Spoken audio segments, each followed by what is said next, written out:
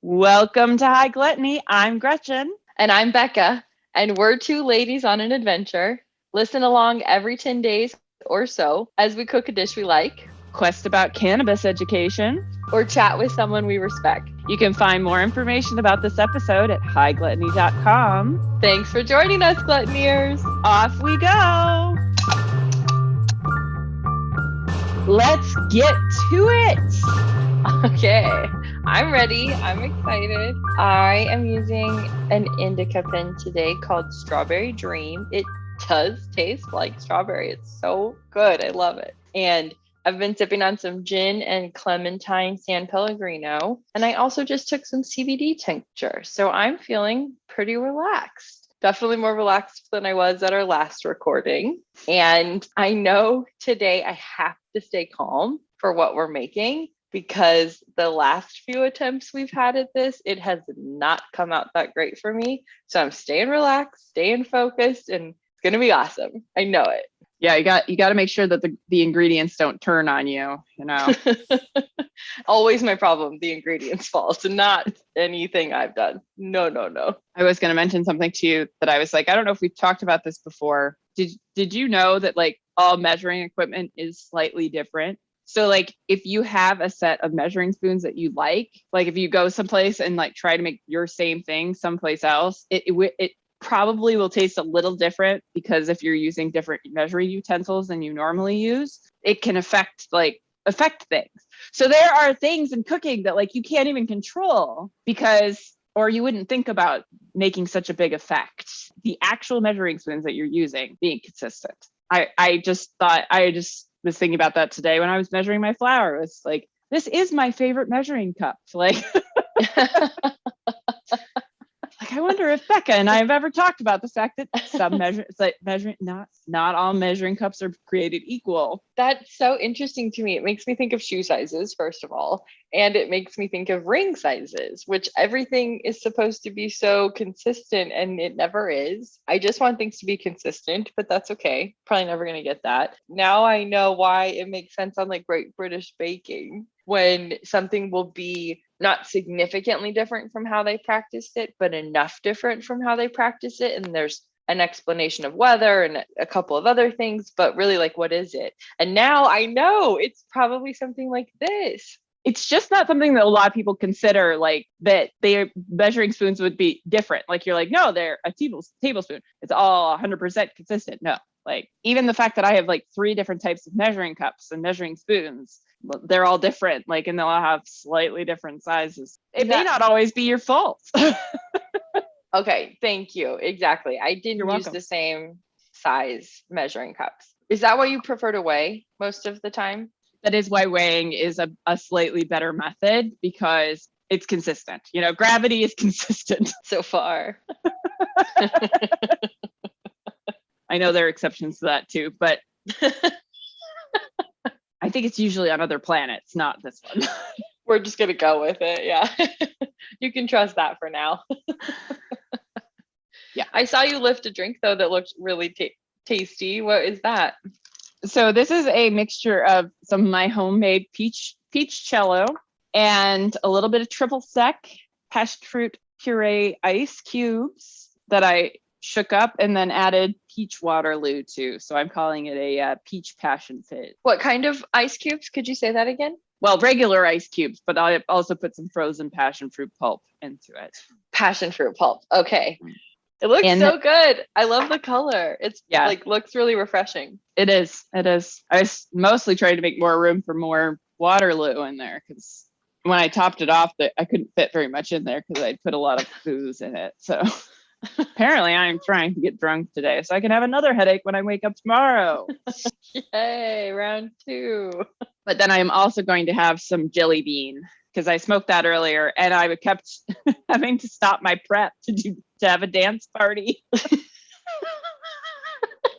So I feel like that's a good energy for bringing to this because our last recording was kind of grumpy. So I was like, we need to go to the complete polar opposite end of the world for this. Impromptu Gretchen dance parties. Is your jelly bean still tasting or smelling like passion fruit? Is that why you did was that intentional? No, it wasn't intentional. And Yes, it sort of depends on the batch. I was also thinking about all the little containers of weed that I have around my house. And so right now I'm trying to like smoke through all those little containers that I have like distributed around.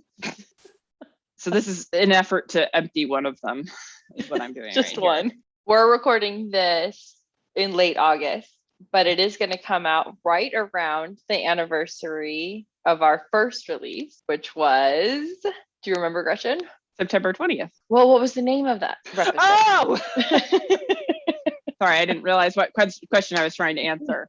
That's our caramelized sugar episode. I forget the exact title, but yeah, we're getting toasted and so is the sugar. Oh, we're getting toasted and so is the sugar.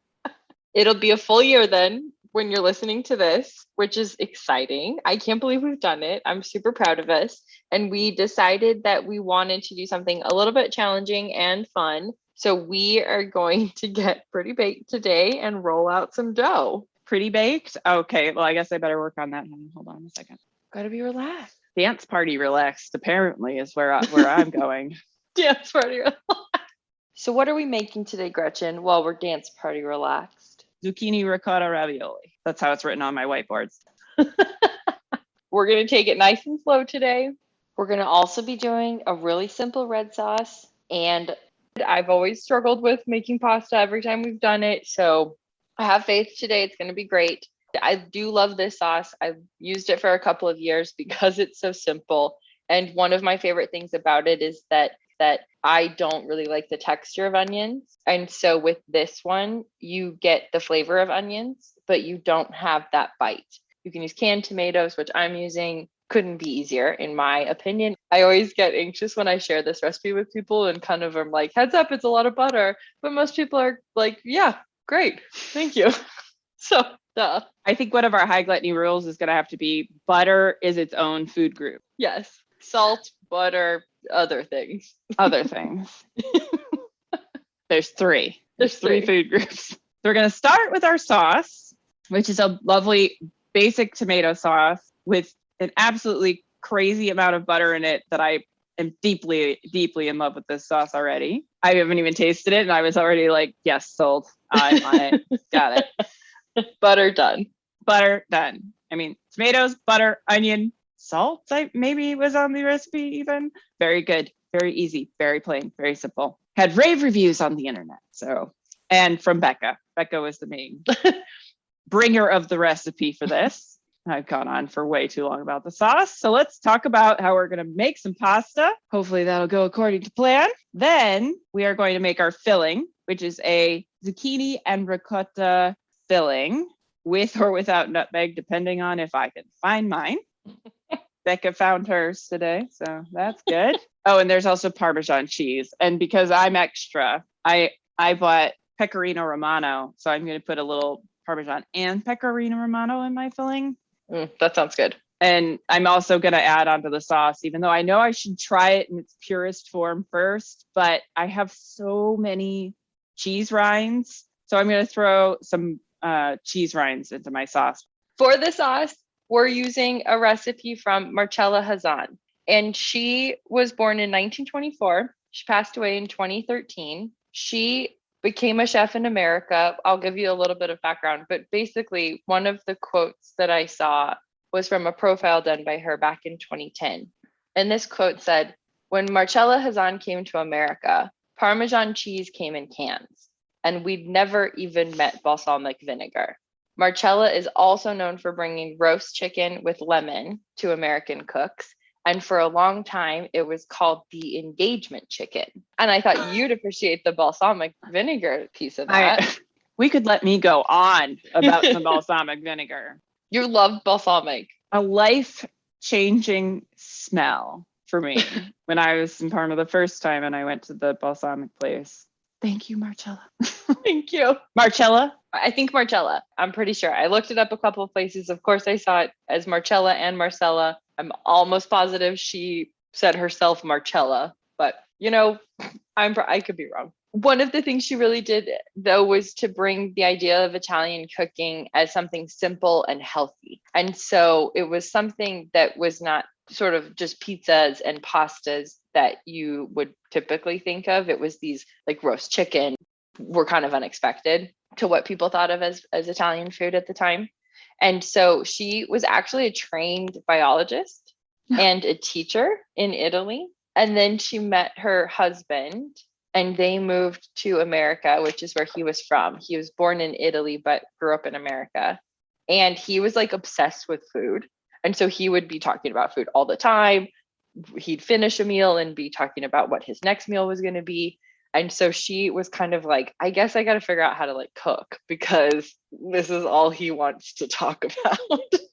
And so she took a Chinese cooking class. I think she tried to practice on a bunch of old Italian recipes first. And then she took a Chinese cooking class in America. And the teacher had to leave suddenly before the term ended. And the other students in her class asked her to teach them how to make Italian food. And she was like, no, they're nuts. Why would I do that? And her husband was like, why not? Like, you want to learn and you're not doing anything else right now. So why not? What a nice, supportive husband she had. Based on just this little bit I know about him, he seems like an okay dude. They partnered on everything for the rest of their lives together. They were really a nice duo. I want to do more research. I haven't done more than what I'm sharing right now, but it would be kind of cool to learn a little more about her and her life. So do you have any idea when she started to become like popular? Like, has she only become popular after her death? Is that like the sad truth of it? It's kind of interesting because from that cooking class, she actually got profiled right away in the New York Times. No shit. Yeah. And then from that, she got asked to write a cookbook. And she was like, no, why would I write a cookbook? And they were like, no, you should definitely write a cookbook. And she had moved to America, I think in 1955. So it wasn't too much later than that. And then she wrote this book, and I think it was pretty popular for a while. And then I think like most things, it faded.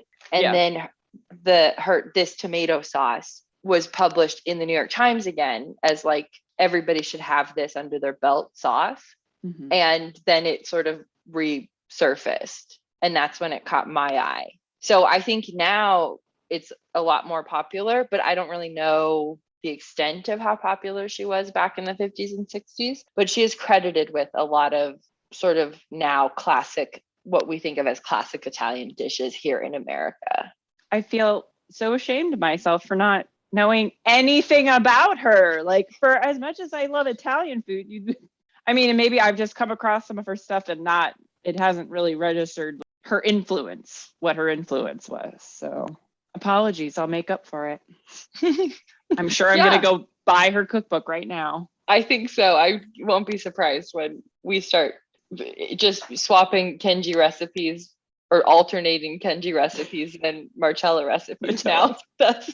This will just be like a fan club recipe podcast now. What chef is Gretchen obsessed with now? Recipe podcast. Yeah, exactly. Look out, people. You have no idea what you're getting into. So we're excited. You can tell. We're both jazzed about the sauce.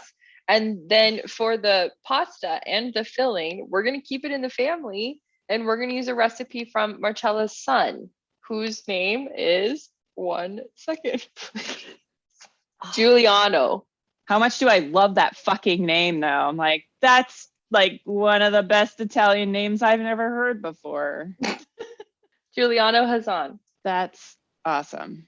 But like Gretchen said, we're making a few modifications. We're using zucchini instead of spinach. It was actually Swiss chard originally, and we changed it to spinach. And then I was like, oh, I have so much zucchini. Do you think we could change it to zucchini? Because it's all veggie cooking and pretty much the same. Becca was down. It's summer. I have a huge white vegetable that I thought was a massive zucchini, and turns out it's a massive cucumber. But luckily, I did have another zucchini. So we are all set. So close. I don't think you fully emphasized the fact that actually you didn't even mention it, but I'm going to mention it because I'm almost 40 and I'm just going to talk about dicks right now. Excuse me. Becca holds this thing up in front of the fucking camera so that I can see it. doesn't warn me because it is quite pale. So not even the green, like it's just this big, long, light-colored penis that she's holding up in front of the camera because she's cut off one end before she realized it was a cucumber. And that's when she realized, but she just holds up the most dick-looking vegetable that I've ever seen. My cucumber.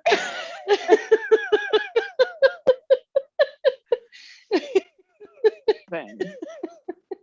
I'm gonna pee my pants. I might have killed Deco with laughing today. Wow. What world level is this though first? And what are we gonna have to use today to accomplish this ravioli filled pasta with very simple, amazing sauce? Shortened version. All right, first question. World level. This is world level 3. What we're doing is we're introducing a filling to our pasta dough. And since you have not had tremendous success with pasta dough before now, also, I'm hoping I'm increasing the level of difficulty because I selfishly was like, pasta's not hard. And I failed to account for things like other people being other people. Not everybody having Gretchen's skill. Yeah. Yeah. We're saying 3. Okay. Maybe that might change by the end. I think filled pastas are a little bit funny. You have to be very, very mindful of your moisture level. Otherwise, you're going to do is saturate your dough and they'll probably rip a hole in your dough. Like so many things can go wrong. So many things can go wrong when you introduce filling is my point. Is this clear? So we could say 4 and it could be our only 4 then. It'll be our first 4. Yeah. Because I can just remember so many times when I've done various pastas and it's gone horrible. So I think we should maybe say pasta's a 4, especially with filling and the length of time it takes to make it. You've got draining time for your zucchini that has to be built in. Well, really any veg you would do, you would want to set in some draining time just to let some of the moisture out. Because even if we were doing like mushrooms, we'd probably want to press out the water. The less water and the more fatty, the better. I like that. Yeah. So that's why, to Becca's dismay, there are egg yolks in this recipe. Right. I guess I should be more specific when I say I like that. I know. I'm sorry about the eggs, but they do help keep it together and we're not using that many. It's really just supposed to help hold things, not be necessarily a flavor. We could make those that sort of ravioli, but I don't think you'd be a fan. So probably not going to happen. Probably not. Equipment. We are requiring a pasta machine, a couple different pans because we're also making a sauce. Never put a pasta machine in water. It will die. Don't dunk your pasta machines in water. Not a good idea. There are too many parts that can rust in there. Just brushing it off, really fun. Really good way to clean it. You can pretend you're an archaeologist. It is fun. Pasta machine, couple pans. We're going to have to boil the pasta. So we'll need a big pot. And then the filling, we do have to cook a little bit of the veggies, right? So saute pan for that. Okay. And a sieve and a bowl. Because really you should be sieving into a bowl unless you're just, going to make a mess in your kitchen. Because I've gotten this much liquid out of my zucchini so far. And you're saving the liquid? I'm probably going to drink it. It's very healthy. It'll be kind of like a light zucchini soup. Like a gazpacho. Yeah, exactly. A zucchini gazpacho. I was like, I can't throw it away, but I can't use it for anything in this meal. So might as well drink it. It's very healthy. So part of another thing that I'm doing differently from the traditional recipe is to save myself a little bit of pain. And since I was grating my boodles of zucchini in the food processor, I also grated my onion and I've just mixed them together and I'm going to saute both of them at the same time to save myself a step. Hi, gluttony hacks. Shred it all. Shred it all together, baby. Did you shred your cheese too? Fuck, I'm an idiot. I should have. Oh, I'm an idiot. What I should have done is done my cheese first, very first thing, then done the zucchini and then done the onion because I could have had some cheese flavor baked right in. And then I wouldn't have to clean out the cheese. It would just come out. because the veggies have liquid and they do a good job of making things clean. Now that I'm done talking about veggie water. You hear us mentioning, grated things and shredded things, and maybe we should talk a little bit about what we've already done. And then we can jump into some of the ingredients for each and what we'll be doing next. You mean stop wandering around and making jokes? Sure. Sorry. What was the question again? What we've already prepped. Oh, right. Okay. So I think I've kind of started talking about this. I've got my zucchini grated and draining over a bowl with my onion grated into it because I'm lazy / trying to help my hands. I've measured out my flour and I've cut some onions in half for my tomato sauce. I did something else and measured out my tomatoes. Nice thing about this sauce is it's like put everything in the pan and cook.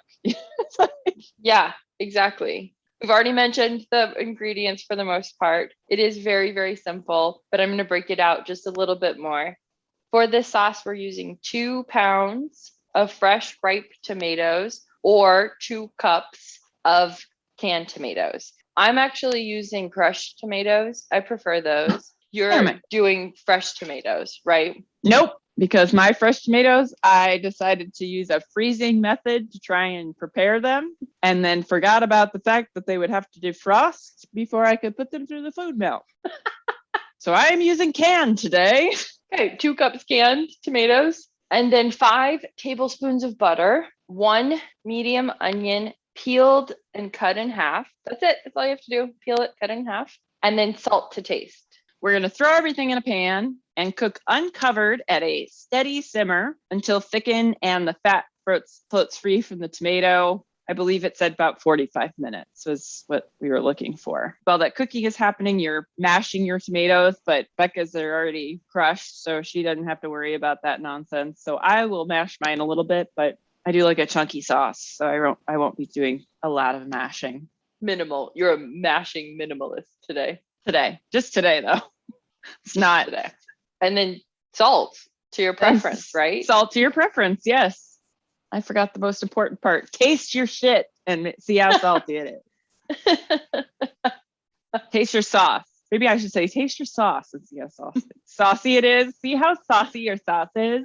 Check your sauciness level first on your sauce.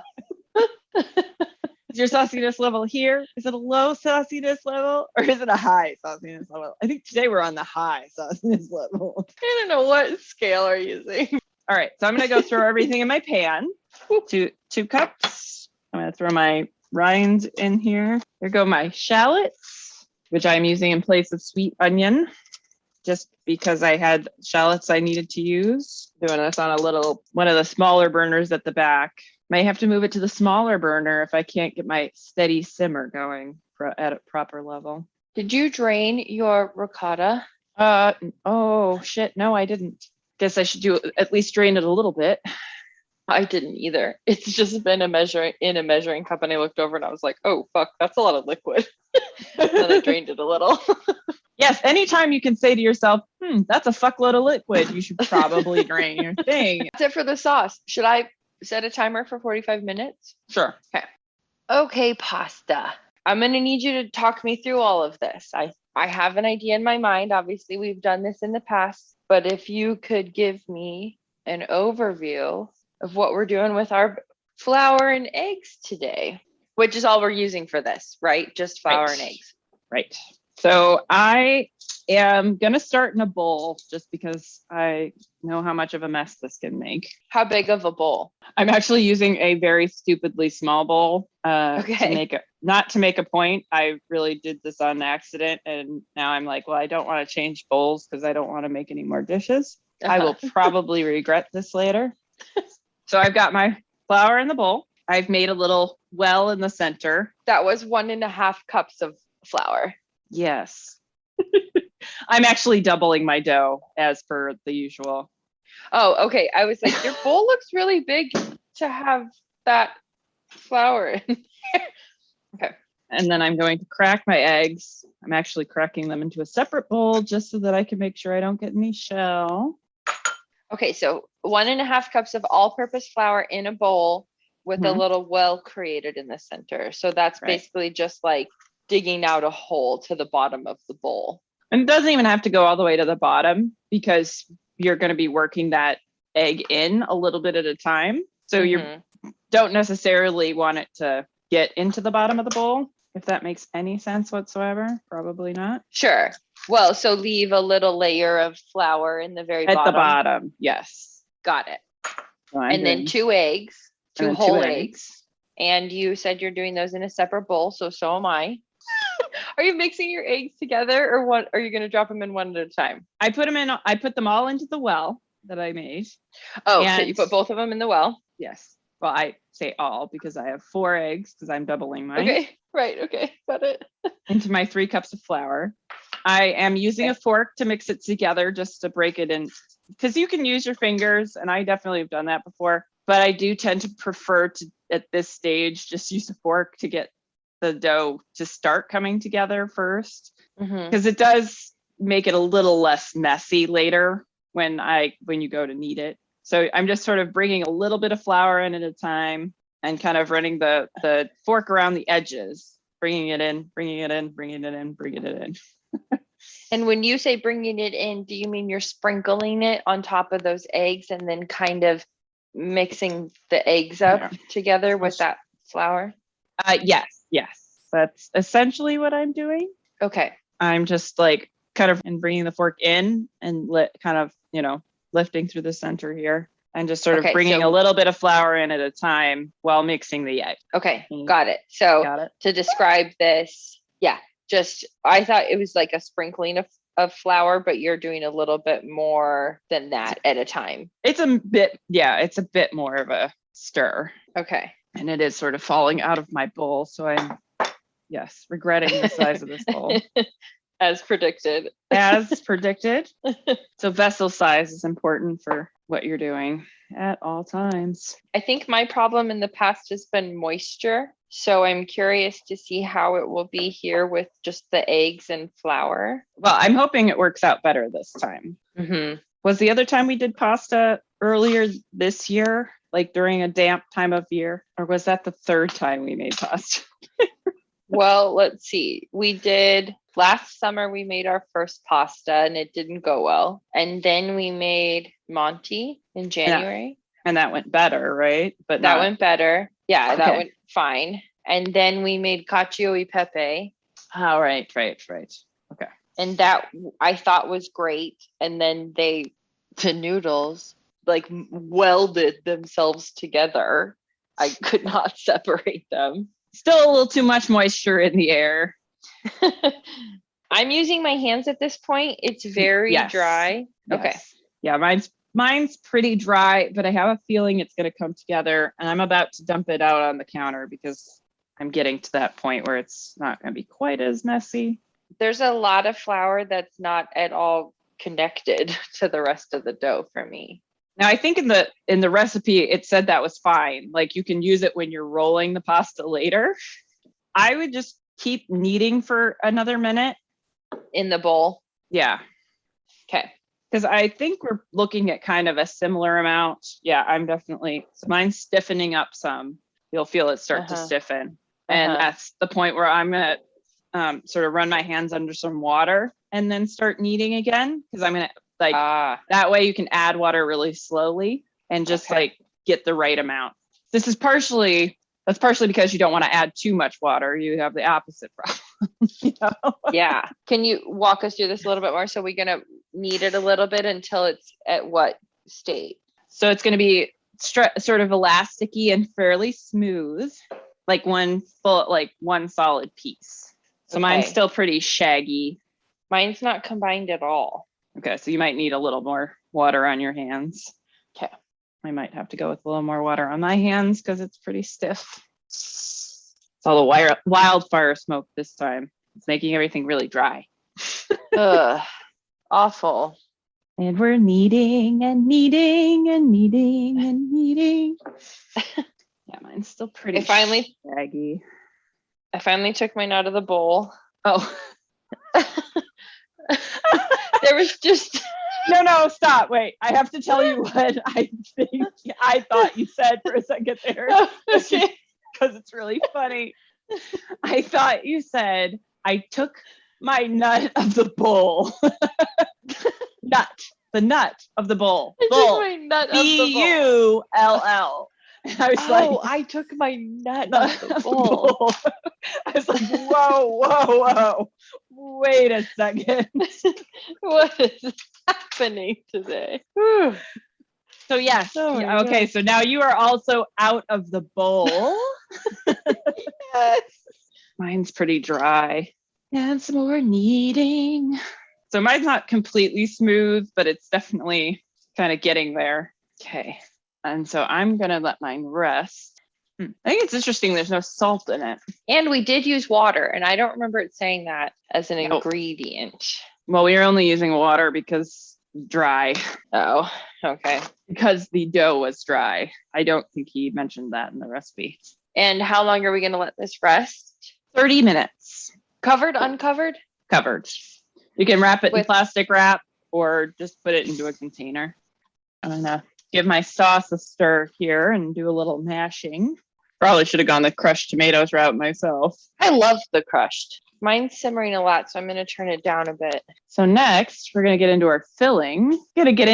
Fillings. And pour my veggie juice out of my bowl and turn on my saute pan somewhere around medium. Okay, somewhere around medium. Maybe a high side of medium. We're on to the filling. As Gretchen said, we're using zucchini instead of the Swiss chard as recommended in the recipe or as printed. This says 2 pounds of Swiss chard, which probably would have cooked down to about what you put as like 1 to 2 zucchinis. You mean like as far as equivalent volume? Yeah. Well, I actually put 1 to 2 pounds of zucchini because yes, I feel like they'd be roughly equivalent. Because of so much moisture drainage from both. Right. Got it. Okay. So 2 pounds of your veggie, kosher salt, 4 tablespoons, which is a half a stick of unsalted butter cut into pieces.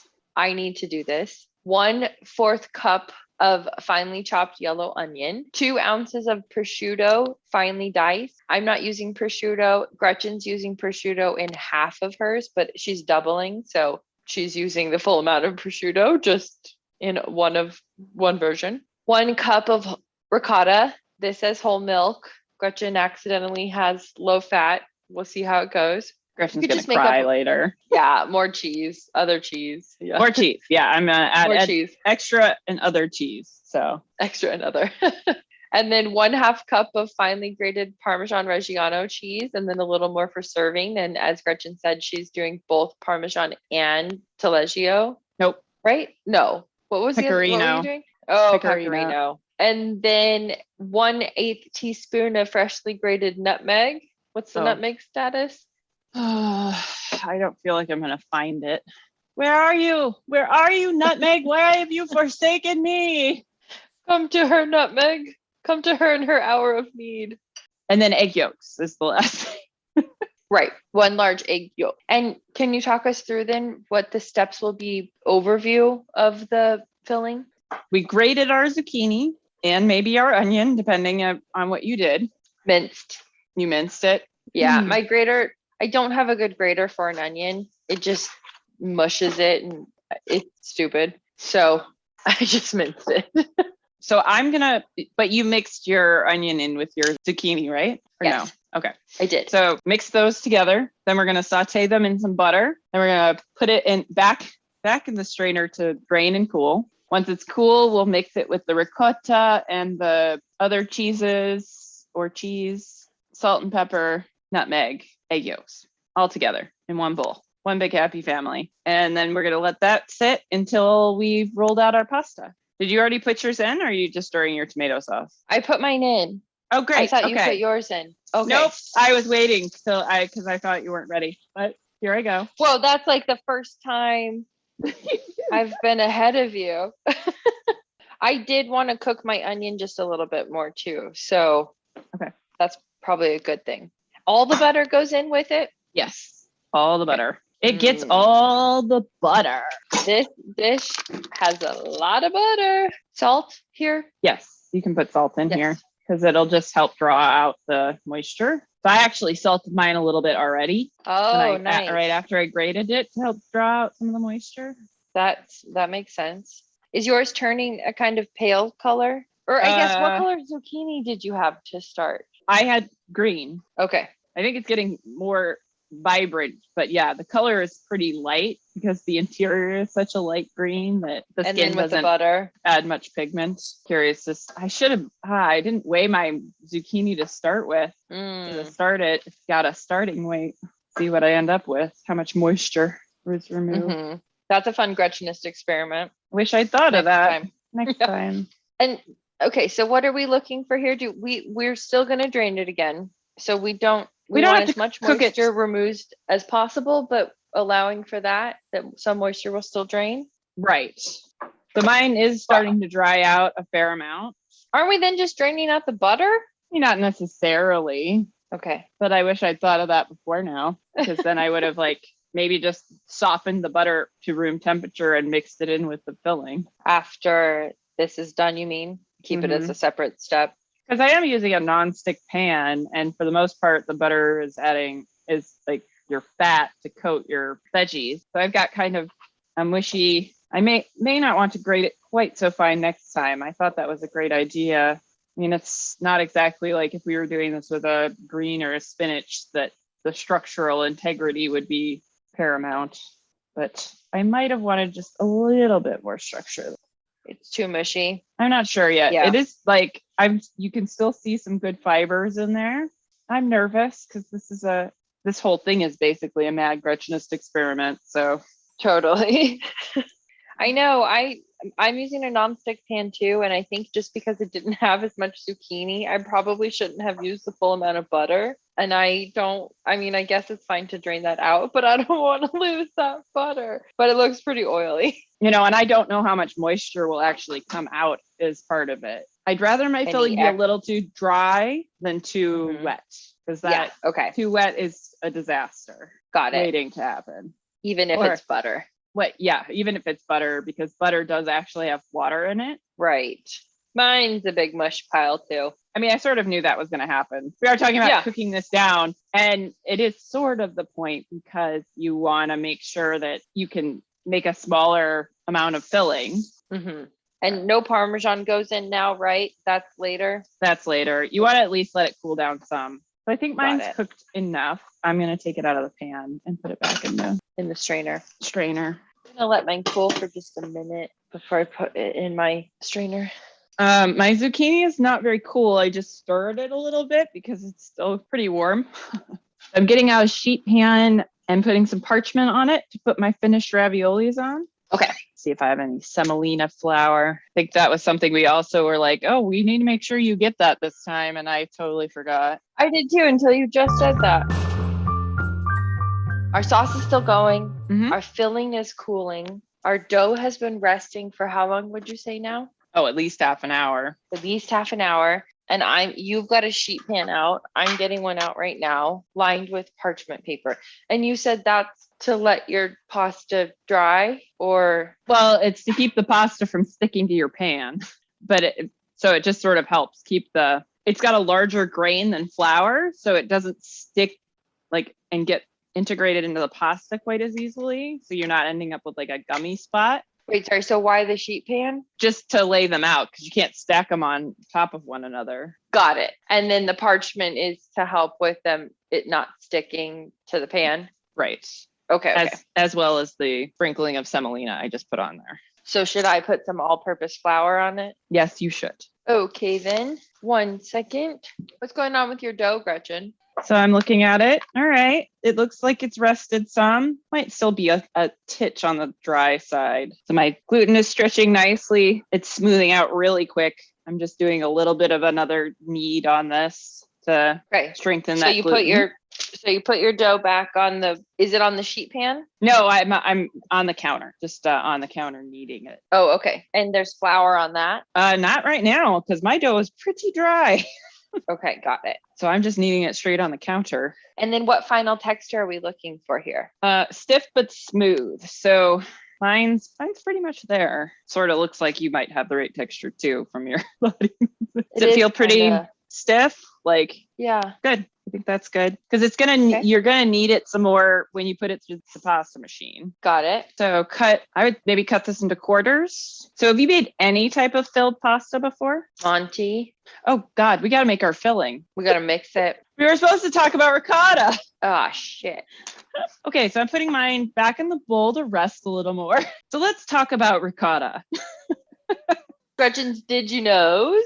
There are actually two types. There's fresh ricotta. This is the soft cheese ricotta. And then there's ricotta salata, which is hard aged ricotta. Ricotta salata is sort of like Parmesan, really. Like it's actually crumbly more than like you don't grate it as often. It's more like crumbled over stuff, like kind of a fatter grain. So you can make your own ricotta at home. All you need is some whole milk and some sort of agent to add to the milk that will make it coagulate. You can use rennet, which is the stuff from the lining of young cows' stomachs, which you can buy at most grocery stores, actually. They sell I think that might be also an artificially produced rennet, but acid works too. So if you're just doing it at home and you're like just trying to make a quick batch for, with a gallon of milk you just have lying around at home, you add your acid to it. So you add your acid to that milk,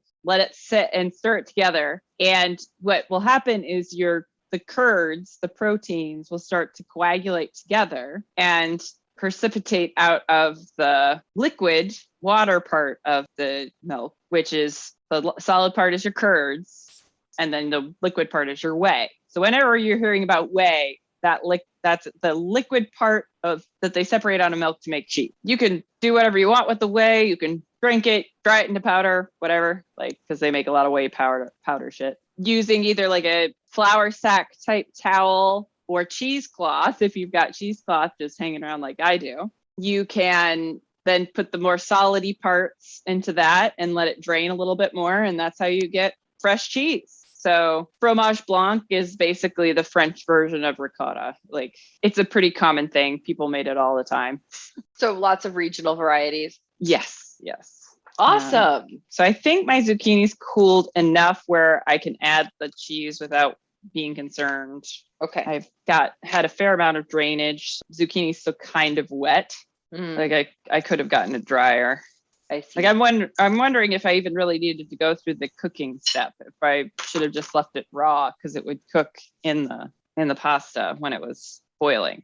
But we've done it this way now, so on we go. Here we are. Have we fully gone over the rest of the ingredients, right, for the filling? We read the ingredients, yes. I think it would be a good reminder right now if you could say what's already in here and what's remaining to go in the filling. All right, so we've got my onions and zucchini sauteed together. I've put that into the bowl now, taken it out of the strainer, put it into the bowl. And butter. It does have butter on it.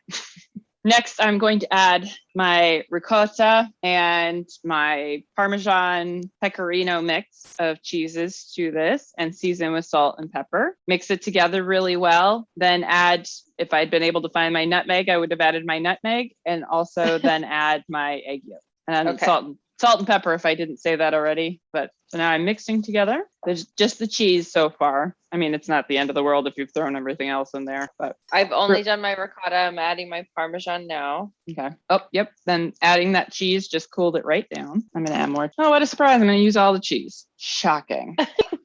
Mine's pretty binded. And I'm wondering what happens if I don't do an egg yolk right now. I don't know. I think you'd be fine. Can I show it to you? Sure. Yeah, that looks about right. It looks pretty good. I am going to add, all right, so I need salt and pepper. Mixing.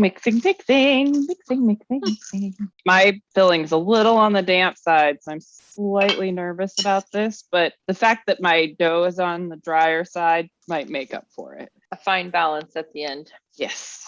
So I am getting ready to do my initial rollout. Like how we said we weren't going to record during the dough making, but that went pretty well this time. I don't know. Are you going to flour your pasta roller first, your pasta machine? Yeah, I'm going to do a little bit of a flour on that. Yeah, I don't even know if I'm going to need to have floured my dough as stiff as it is. Of course, that could also bite me in the ass. How's it going? It's okay. It got a little crumpled. And how thin do we want to go? I'm going to go probably to 7 on mine. What is your settings like again? I forget.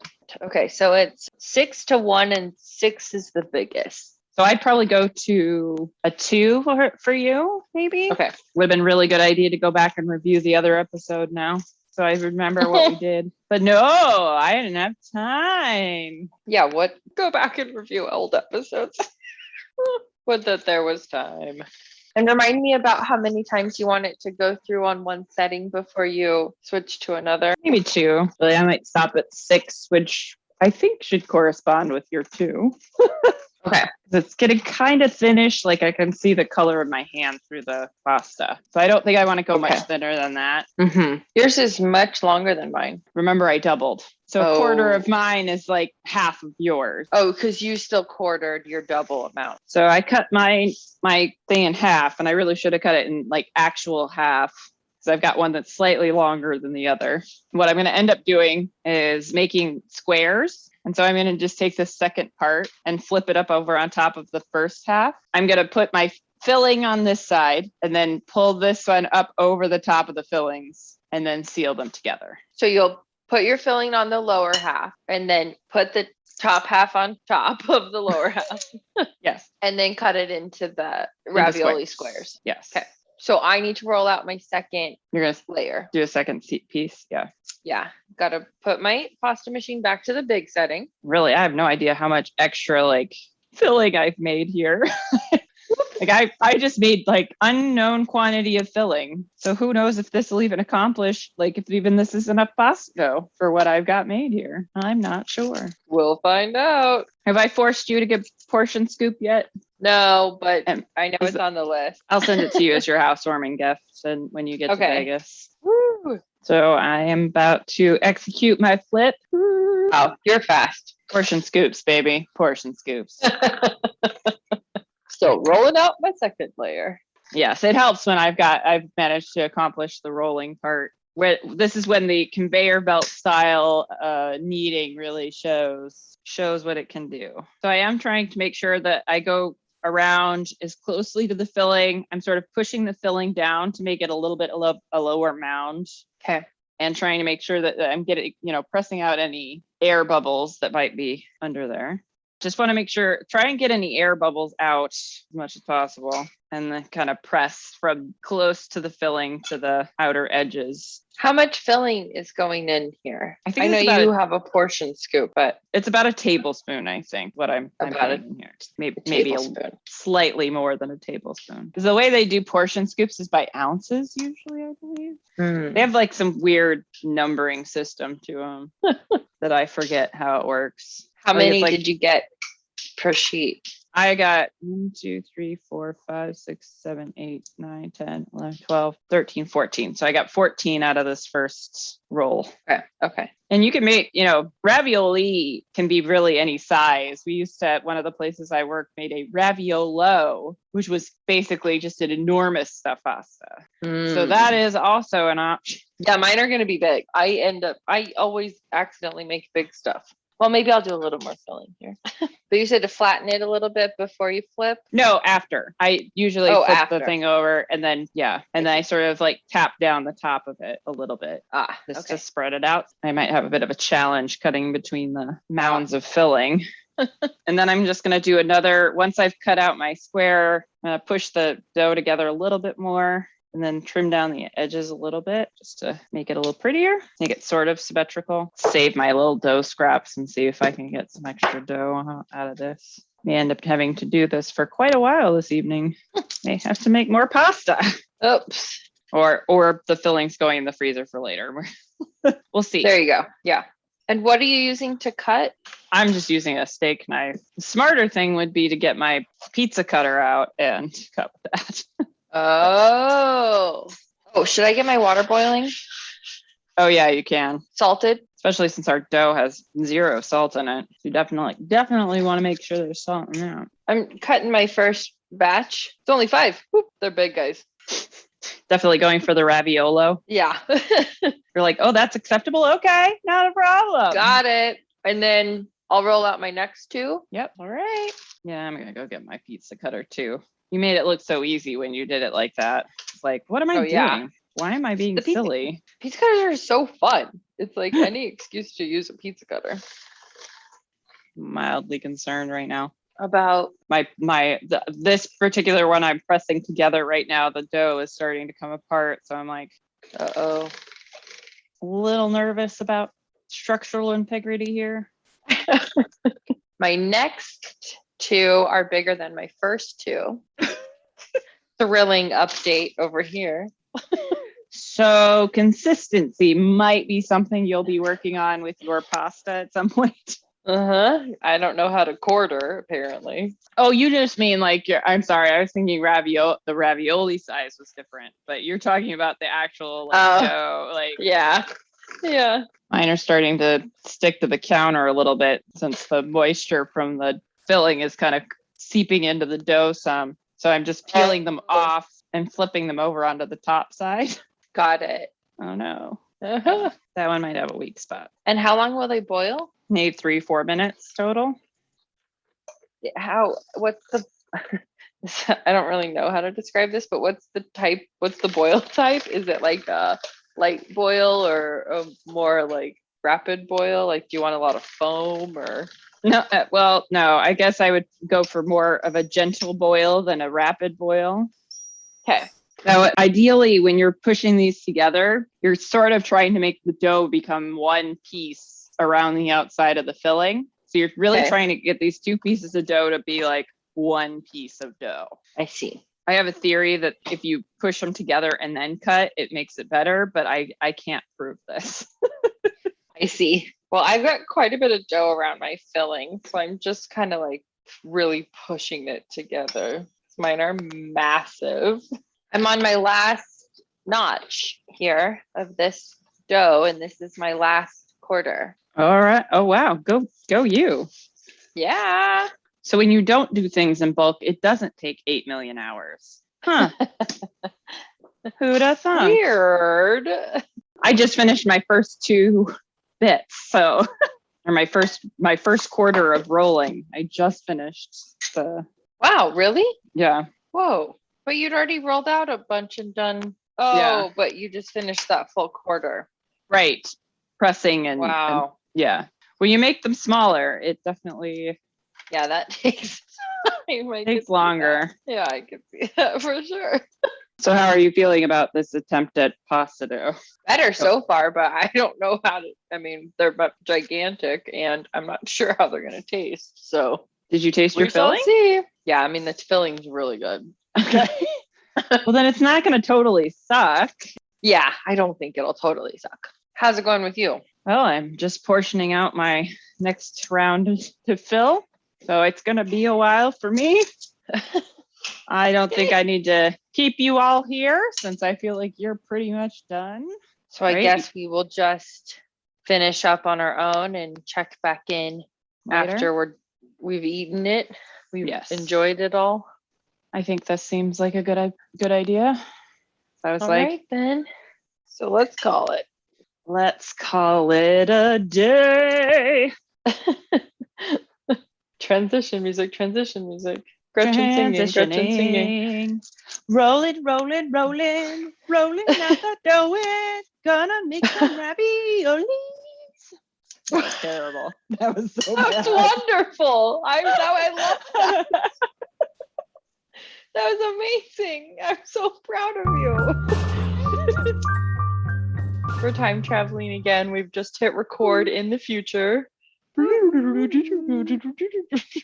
And I've had time to do ravioli again since the last recording.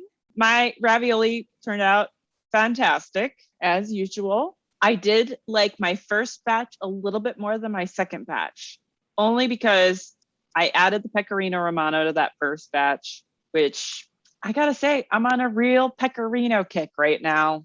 I like that really sharp note to it. And unfortunately, I tried to give some to Sarah, and we can conclude that they do not travel well because she ended up with a giant mass of ravioli mess that she did eat and said was delicious, but delicious mess.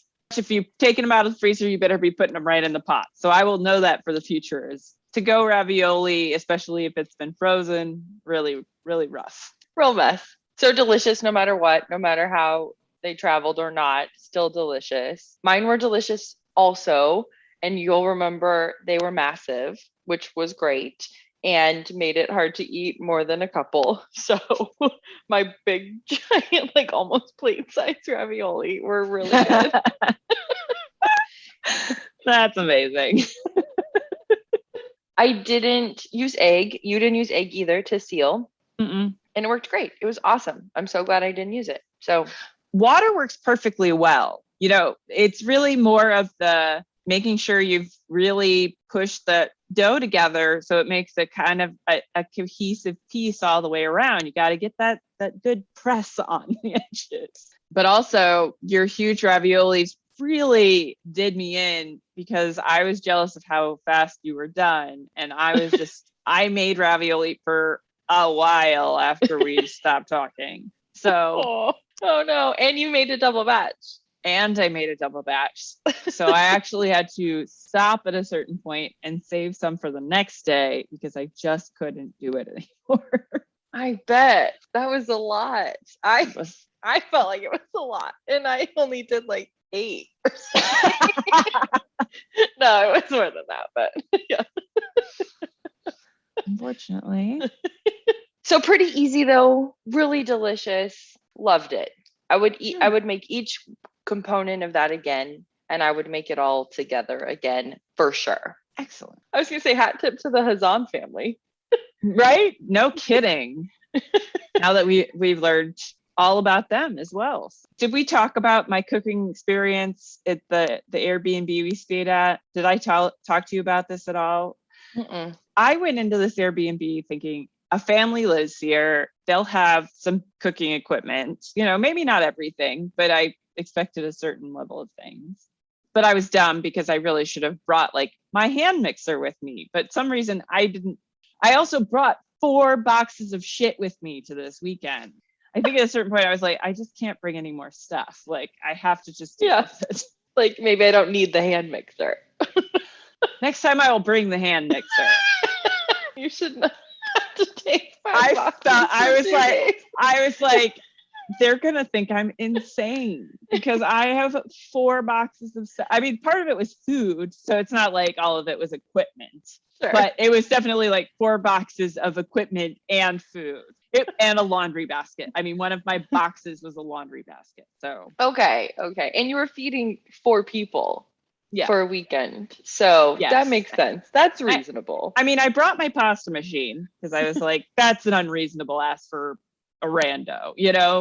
Come to find out, I'm pretty sure they're selling this house. I think it was for sale, but they're like, our family lives here, so that you're nicer to it, because there's a bunch of stuff of like real estate stuff in the room I was staying in. It was very clean and there was no fucking salt in the house. You're like, nobody lives here. Nobody lives here. Yeah. No. Now, I did look out. There was some Lowry seasoning salt in the cupboard because, of course, at least when I got there on Friday, I kind of went, okay, I forgot this, and this. Okay, I'll go to the store in the morning, pick up the last of the things that we need, and it'll be fine. Can I just say real quick, I fucking love Lowry seasoning salt. I'm not knocking Lowry. You do not really want to be working with only Lowry seasoning salt for 3-4 meals, okay? Totally. Not but the I best. Just got excited when you said it. I'm not knocking it in any way, but it's just not always the right kind of salt, you know? So there's a huge thing of pepper in the cupboard. Of course. No salt. I mean, it was fine, but making French fries and putting Lowry seasoning salts, not ideal. So I hobbled through the weekend, and I was like, I was so disappointed in like the quality of my food. But again, when you don't have the right equipment, it makes it hard even for professionals. Like, yeah, there are some chefs that are super hacky and they can just like cook wherever the fuck they are with whatever the fuck they got. Of course, I'm always harder on my cooking than anybody else's, I think, because I'm like, no, this isn't the vision I had. Did you make patatas bravas? How did they come out? I swore to God that when we did the French fries, the patatas bravas. Sorry. We put baking soda in the water. We did. Okay. What recipe did we use then? Because I thought we used Kenji Lopez's. Let me find and it was vinegar. You're right. Okay. It's vinegar. So I thought it was baking soda. And I So did was I. so sure it was baking soda. So I bring baking soda with me. And there's no vinegar. Luckily, they did have red wine vinegar, but they did not have the distilled white wine vinegar that I should have had. So the fries are also slightly disappointing. Were they purple? No, they were not purple. Just disappointing. Oh, and I mean, fries are fries. They were not they were not the patatas bravas that we made in the podcast. I can't fucking believe I got that far. I was so convinced. I was so convinced. And you were too. So yeah, that's funny. Never trust your memories. No. Thanks for joining us. Off we go. I don't have any. Do you have coconuts?